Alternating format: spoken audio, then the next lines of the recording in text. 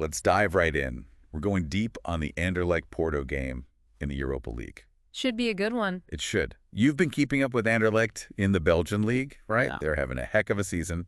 And now you want to know what to expect when they clash with Porto. Yeah. Looking forward to this one. Oh, strap in. We've got all the info you need right here. Great. Let's get to it. So, first things first. Anderlecht is absolutely crushing it in their domestic league. No kidding. They're a force to be reckoned with right now. Porto? Not so much. Kind of the opposite story there. Yeah, they've been struggling a bit, which makes this matchup extra interesting. Definitely a clash of styles. Anderlecht playing with all this momentum and Porto trying to find their footing. Right. So let's start with Anderlecht. 3 wins in a row, 15 goals scored, zero goals conceded in those 3 games. Are you kidding me? It's an offensive explosion. Exactly. What do you think is behind this crazy goal-scoring streak? Well, I think it's a combination of things. Their tactics are super flexible. They're not a one-trick pony. Then you add in the depth of their squad. They've got weapons coming off the bench too, so it's not just 1 or 2 guys carrying the load. And I think they've just got this confidence right now where they believe they can break down any defense. It definitely shows on the pitch. They just look unstoppable at times. And their European form isn't bad either. 8 of their last 9 Europa League games, they've come out unbeaten. Then add in their home record against Porto. 4 wins. 4 games. Wait, 4 for 4 at home against Porto? Yep. And they haven't let Porto score a single goal on their home turf. Oh, man. Not good for Porto. Especially with their recent away struggles, that's got to weigh on their minds. For sure. Just 1 win in their last 16 away games in the Europa League. It's a tough stat to swallow if you're a Porto fan. It is. Do you think this is like a strategic thing they're struggling with on the road? Or is it more of a mental hurdle? Well, sometimes it's tough to pinpoint exactly what's going wrong, but I think there's a lot that goes into it. Maybe they struggle to adapt to different playing styles on the road. Every team plays differently, especially at home. Maybe they're playing into the hands of their opponents when they're away, or could be a little bit of both. Could be a mental thing too, right?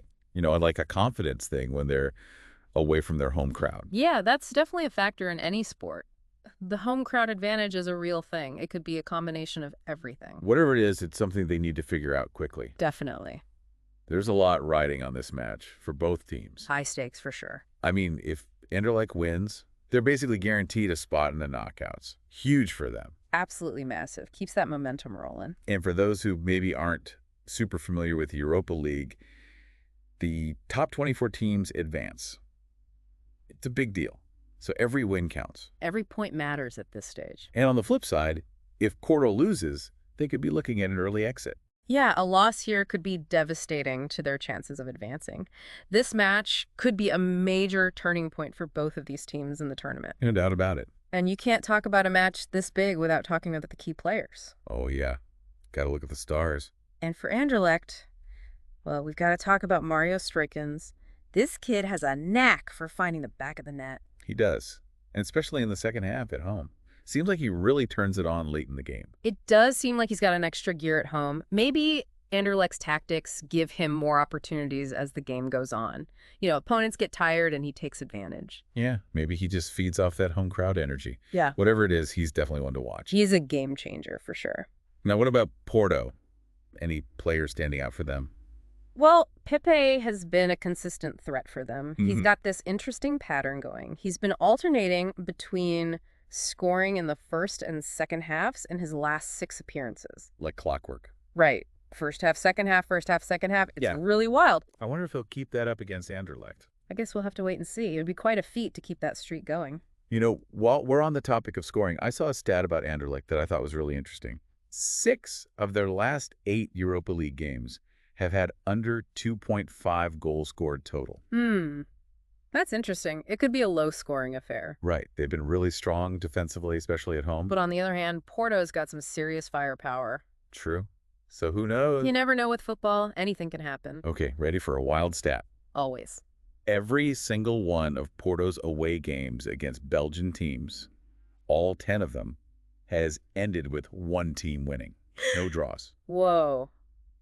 Really? That's pretty telling. It is. Definitely suggests that we're in for a decisive result. It does.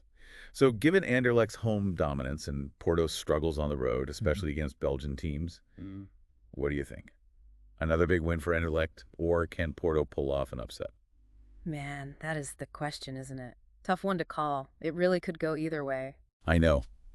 Anderlecht's dominance at home has been incredible, but Porto is a team that can never be counted out. For It's sure. going to be a tactical battle. I can't wait to see how it all plays out. So there you have it. Everything you need to know before Anderlecht takes on Porto. Will Anderlecht keep their perfect home record against Porto intact? Or will Porto break their Belgian curse? Tune in and find out. Thanks for joining us on this deep dive. It was a pleasure being here. Always a good time. We'll catch you on the next one. See you then.